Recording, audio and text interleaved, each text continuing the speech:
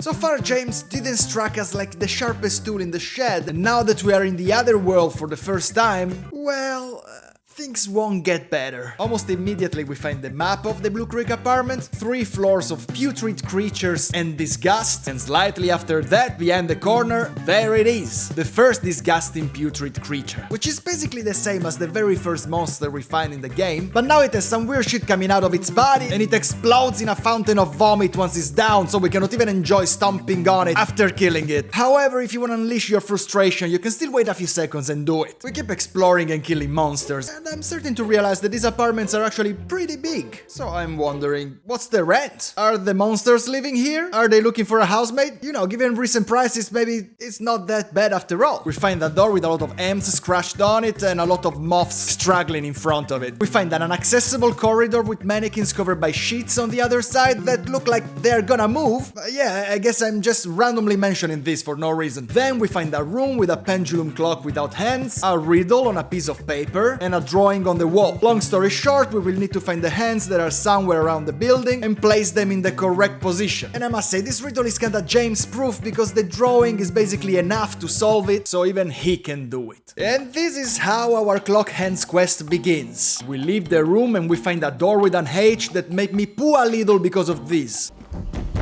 Oh my piece of shit. But the door is locked, so we go on the other side and keep exploring. I also realized that often James has voice cracks while eating enemies and they're pretty hilarious. After demolishing a few walls and fighting some more monsters, we find a room with a radio inside a cage, attached to chains hanging from the ceiling, and we notice that inside the radio there's one of the clock hands. So we start going around to try and find a way to get it. After a few jump scares, oh my god, and some more fights, we break all the chains and we collect the first hand. So we head back to the pendulum room, insert the hand in the right position, which unlocks the door with the H on it. And I must say that for Silent Hill standards, the room seems pretty clean and organized. We also find this other little riddle that is basically just like, hey, look around to find these birds figurines and place them in it. Then we demolish this wall and enter the toilet, which is dirty as and filled with shit. But James, in old James fashion, decides to stick his arm in it and magically finds another clock hand. So we leave the bathroom and everything looks like shit now because we switch to the other world and we cannot exit from the main door now, so we have to explore the other world to find the birds figurines. Luckily the first one is just in front of us, so we collect it and place it. In the next room we find a part of the other birds, for f***'s sake, only half of it, so we take it and we keep exploring. More monsters, more fights, and we finally find the missing half of the bird hanging randomly from a ceiling. We combine it and we go back to the room to place it. After balancing it correctly, the contraption breaks and show a key that we use to open the locked door in the room, and then we jump in a random hole in the floor because why not? Then we enter a room and we find the chick that we previously find at the cemetery, and if you thought she was weird before, well, she's gonna be even creepier now. She's laying on the floor holding a kitchen knife with some blood on it, looking at the reflection with just emptiness in her eyes, and I think she's also tripping balls, to be honest. We discovered that her name is Angela and she still didn't find her mother, so James show her a picture of Mary, his wife, to see if Angela saw her somewhere, but then he also tells her that she died 3 years ago, and Angela is like, what? But at least he does a great job convincing her he's not crazy.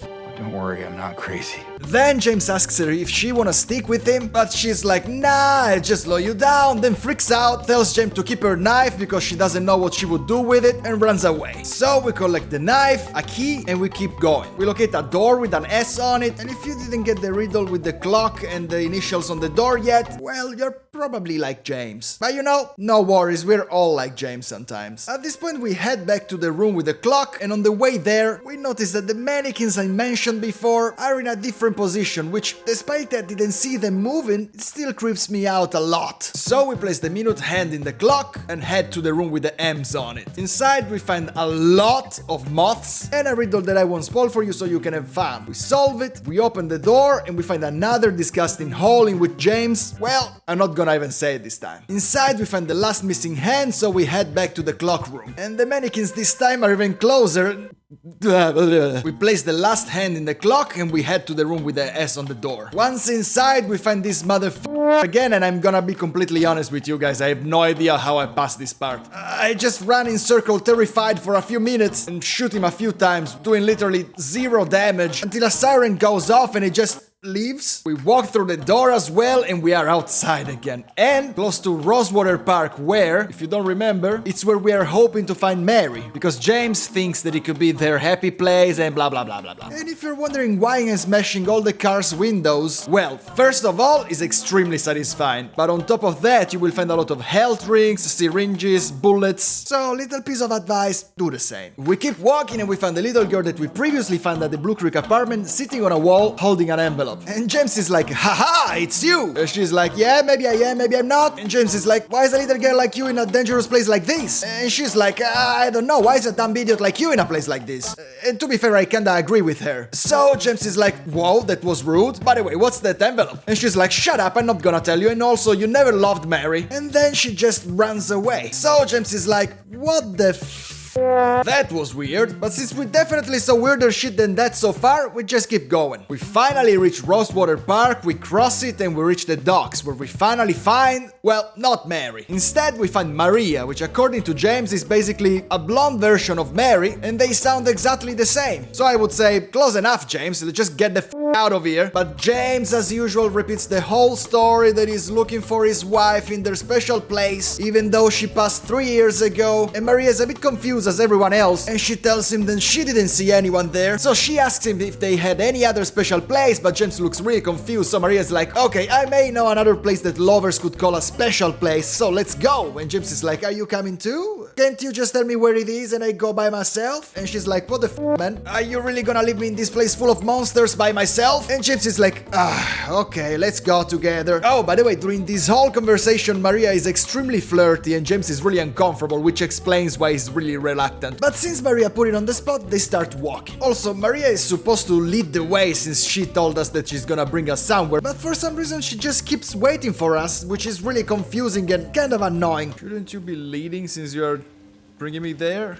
Weirdo. And for this reason I spent the next 30 minutes going around, breaking car windows, exploring and looking for loot, completely ignoring her. So she got pretty annoyed. You know we're heading the wrong way, right? Yes. And on top of that I also jump scared her a few times.